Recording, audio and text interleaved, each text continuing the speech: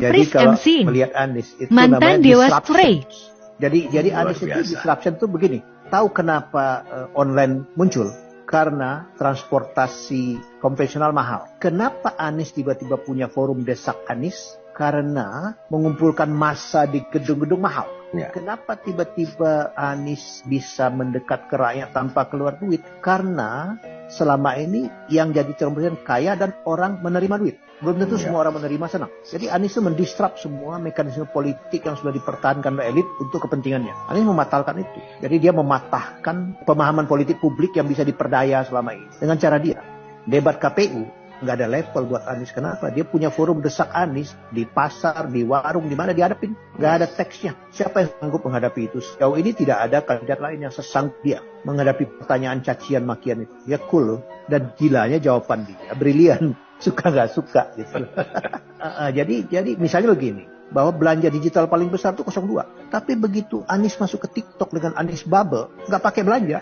12,7 juta. Itu menggetarkan semua orang yang mengklaim jago di dunia digital selama ini. Ya, kedua adalah menganggap bahwa anak-anak Gen Z, orang-orang yang tidak kritis dan bisa dimobilisasi dengan mudah. Dan menerima politik simbolik. Apa itu politik simbolik? Dengan meletakkan Gibran sebagai cawapres, dianggap simbolik mewakili mereka.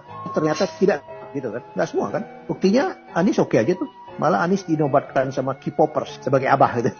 Dalam satu poin itu saja Anies sudah unggul ya. Satu. Yang kedua, Anies ini otentik bos. Apa lagi coba? Dia punya basis pemikiran yang kuat tentang apa yang dia sampaikan. Misalnya apa? Dia menanggapi IKN 400-an triliun. Terus dia mengatakan mengupgrade kota baru.